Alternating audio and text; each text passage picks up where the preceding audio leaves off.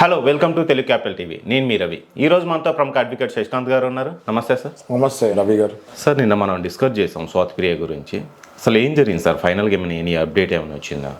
ఇప్పుడు ఎక్కువ అమ్మాయి కేసు గురించి మనము తెలిసిన వరకు మాట్లాడాము. బట్ ఆన్ ద హోల్ అర్థమైంది ఏంటి అంటే ఆ అమ్మాయి డెఫినెట్లీ డిప్రెషన్కి వెళ్తాం జరిగింది. ఇంట్లో వాళ్ళతో కూడా డిస్టెన్స్ వస్తాం జరిగింది.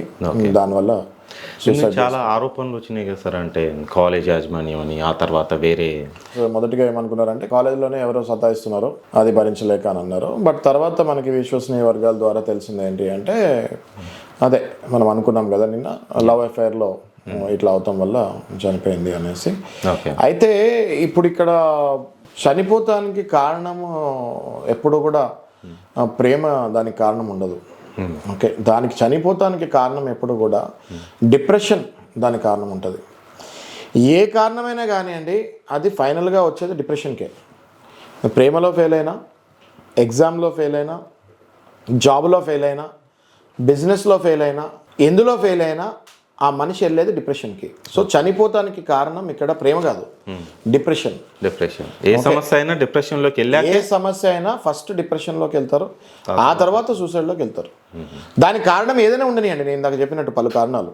ఓకే, ఏ కారణం ఉన్నా అది అటాచ్ అయ్యేది, ఆ అన్ని 4-5 కారణాలు అటాచ్ అయ్యేది డిప్రెషన్ అనే ఒక బాక్స్కి.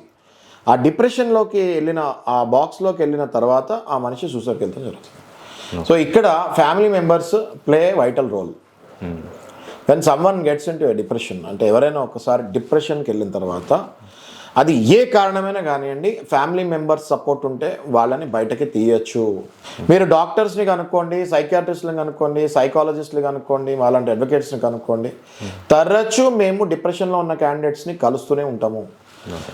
సైకాలజిస్టులు, సైకియాట్రిస్టుల దగ్గర కంటే కూడా ఎక్కువగా డిప్రెషన్లో ఉన్న క్యాండిడేట్స్ కలిసేది అడ్వకేట్స్ని. ఎందుకంటే మా దగ్గరికి ఎవరు హ్యాపీగా ఉండి రారు, మా దగ్గరికి ఎవరు వచ్చినా సమస్యలోనే వస్తారు. ఎవరు వచ్చినా మా దగ్గరికి వచ్చే సమస్యలోనే. సమస్యల్లో వచ్చిన వాళ్ళు మా దగ్గరికి మోర్ దెన్ 70-80% డిప్రెషన్లోనే వస్తారు మా దగ్గరికి. ఫస్ట్ నేను చెప్పేది వాళ్ళకి ఐపీసీలో సెక్షన్స్, ఇప్పుడు కొత్తగా మారిన బిఎన్ఎస్లో సెక్షన్స్ కాదు నేను చెప్పేది. నేను ఫస్ట్ వాళ్ళకి చెప్పేది ధైర్యం. నేను వాళ్ళకి ఫస్ట్ ఇచ్చేది మీ ధైర్యం, మీరు కోల్పోకండి అని చెప్తాను.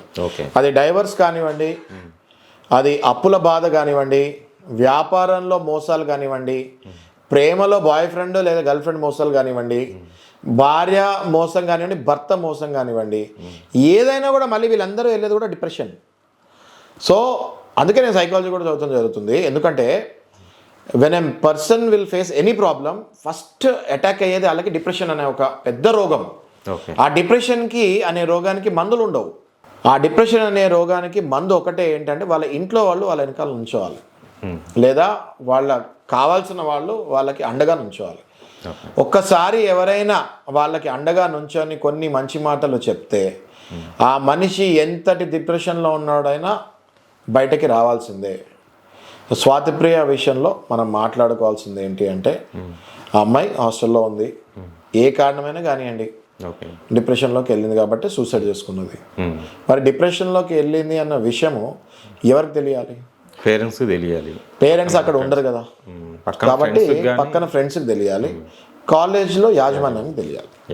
ఇప్పుడు పేరెంట్స్ ఒక కాలేజ్ని నమ్మి అక్కడ హాస్టల్ ఒకవేళ ఉంటే ఆ హాస్టల్లో పిల్లల్ని పెడతారు. మరి కాలేజీలు అంతంత పెద్ద పెద్ద హాస్టల్లో పెడుతున్నప్పుడు ఒక సైకాలజిస్ట్ కానీ, ఒక సైకియాట్రిస్ట్ని కానీ అక్కడ ఉంచి, ఈ క్లాస్లో 40 మంది ఉంటారు, ఇందులో 10 మంది హాస్టల్లో ఉంటారు. వాళ్ళ తల్లి తండ్రి చేయాల్సిన పని ఈ సైకాలజిస్ట్ డైలీ చేయాలి. గవర్నమెంట్కి నేను విజ్ఞప్తి చేసేది ఏంటంటే, ప్రతి హాస్టల్లో ఒక సైకాలజిస్టు, ఒక సైకియాట్రిస్టు కంపల్సరీ ఉండాలి. లేకపోతే హాస్టల్ పర్మిషన్ ఇవ్వకూడదు. ఎందుకంటే రవి గారు, మరి తల్లి తండ్రి దగ్గర పిల్లలు ఉంటే పొద్దున్నే లెగిసి ఫస్ట్ ఆ పిల్లవాడు ఎలా ఉన్నాడా అని చూసుకొని వాళ్ళ పనులకు వాళ్ళు వెళ్తారు. హాస్టల్లో ఎందుకు వేస్తారంటే అక్కడ అన్ని ఫుడ్ టైం దొరుకుతుంది, పడుకుంటానికి అన్ని ఫెసిలిటీస్ కరెక్ట్గా ఉంటాయి, ఆడుకుంటానికి ఫెసిలిటీస్ ఉంటాయి, ఫ్రెండ్స్ ఉంటారు చుట్టూ, చూసుకుంటానికి టీచర్లు ఉంటారు, ఉపాధ్యాయులు ఉంటారు, ప్రిన్సిపల్ ఉంటారు. అదొక పెద్ద వ్యవస్థ. దాన్ని నమ్మచ్చు, నా పాప లేకపోతే నా బాబు ఇక్కడ సేఫ్గా ఉంటారు అని హాస్టల్లో వేస్తే జరుగుతుంది. మరి హాస్టల్లో అంత నమ్మకంగా మిమ్మల్ని నమ్మి మీ మేనేజ్మెంట్ నమ్మి పిల్లల్ని అక్కడికి పంపించేటప్పుడు మరి వాళ్ళని ఆ నమ్మకం నిలబెట్టుకోవాలి కదా మీరు. ఎస్. మీరు హాస్టల్లో వేసేసి టైంకి ఒక వార్డెన్ని పెట్టి టైంకి ఫుడ్ పంపించేస్తున్నాను, టైంకి అక్కడ ఫ్యాన్ వేస్తున్నాము, టైంకి ఇక్కడ గ్రౌండ్ ఉంటుంది వెళ్ళి ఆడుకోండి అంటే దాంతో సాల్వ్ అవ్వదు. మీకు పీటీ సార్ ఎంత ఇంపార్టెంట్ అంటే ఫిజికల్ ట్రైనింగ్ వాళ్ళు ఎంత ఇంపార్టెంటో సైకలాజికల్ ట్రైనింగ్ వాళ్ళు కూడా అంత ఇంపార్టెంట్ హాస్టల్లో. ఓకే. అన్ని హాస్టల్స్ చెప్తున్నాను నేను. పెద్ద పెద్ద కళాశాలలు ఉన్నాయి, పేర్లు తీసుకోవట్లేదు నేను. పెద్ద పెద్ద కళాశాలలు హాస్టల్లో 10th అవగానే ఇంటర్మీడియట్లో పీక్కు తింటున్నారు. పిల్లల్ని హాస్టల్లో జాయిన్ చేపియండి, మేము చూసుకుంటామని. మరి రోజుకొక న్యూస్ వస్తుంది కదా మనకి. అవును సార్. ఈ మధ్యకాలంలో చూస్తే రోజుకొక న్యూస్ వస్తుంది. రోజు ఎక్కడో ఒక దగ్గర. మరి రాకూడదు అంటే యాజమాన్యం తల్లిదండ్రులని తప్పు పట్టాలి, బట్ తల్లిదండ్రుల కంటే ఎక్కువ తప్పు పట్టాల్సిందే హాస్టల్ యాజమాన్యాన్ని. తల్లిదండ్రులు రోజు పొద్దున్నే, నేను మళ్ళీ నిన్న కూడా చెప్పాను, ఇవాళ కూడా చెప్తున్నాను, తల్లిదండ్రులు రోజు పొద్దున్నే లేచి 10 నిమిషాలు 20 నిమిషాలు పిల్లలతో హాస్టల్లో ఉంటే మాట్లాడండి. రాత్రి వాళ్ళు పడుకునే ముందు మళ్ళీ 10 నిమిషాలు 20 నిమిషాలు మాట్లాడండి. వాళ్ళ ఫ్రెండ్స్ నంబర్లు తీసుకోండి. వీళ్ళతో మాట్లాడిన తర్వాత కూడా వాళ్ళ ఫ్రెండ్స్తో కూడా ఫ్రెండ్షిప్ చేయండి తల్లిదండ్రులు. చేసి ఈ అబ్బాయి చెప్పేది లేకపోతే ఈ అమ్మాయి చెప్పేది అన్ని కరెక్టేనా, అన్ని బాగానే ఉన్నాయా అని కనుక్కోండి. ఫ్రెండ్స్ చెప్తారు అని కనుక్కోండి. వార్డెన్ నంబర్ తీసుకోండి. మీకు ఏమైనా అనుమానం అనిపిస్తే వార్డెన్కి ఫోన్ చేయండి. వార్డెన్ కనుక మీకు సమాధానం ఇవ్వకపోతే కంప్లైంట్ చేయండి యాజమాన్యానికి. ఓకే. యాజమాన్యాలకు నేను చెప్పేది ఏంటంటే వెంటనే సైకాలజిస్ట్ కానీ సైకియాట్రిస్ట్ కానీ లేకపోతే హాస్టల్ పర్మిషన్లు రద్దు చేయాలి రవి గారు. ఓకే. ఇది పోను మనము ఇది గవర్నమెంట్కి విజ్ఞప్తి పెడదాము. యాజ్ అడ్వకేట్ ఒక గ్రూప్ ఆఫ్ అడ్వకేట్స్ ఫామ్ అయ్యి రేవంత్ రెడ్డి గారికి కూడా మనము పర్మిషన్ పెడదాము. ఎటువంటి హాస్టల్లో కళాశాలల్లో ఉన్నా అక్కడ సైకాలజిస్టులు సైకియాట్రిస్టులు కంపల్సరీ. టీచర్ ఎంత ఇంపార్టెంటో వీళ్ళు కూడా ఉండాలి. ఓకే. మనం దీన్ని ముందుకు తీసుకెళ్దాం. ఓకే సార్, తప్పకుండా. చాలా వాల్యుబుల్ ఇన్ఫర్మేషన్ ఇచ్చారు సార్. మీరు అన్నది కూడా కరెక్టే. ఒక్కళ్ళు ఇద్దరితో ఇది ఆగడం లేదు, రోజుకొకళ్ళు జరుగుతున్నారు కాబట్టి కరెక్ట్, సీరియస్గా తీసుకోవాలి. చాలా సీరియస్గా తీసుకోవాలి. Thank you so much sir.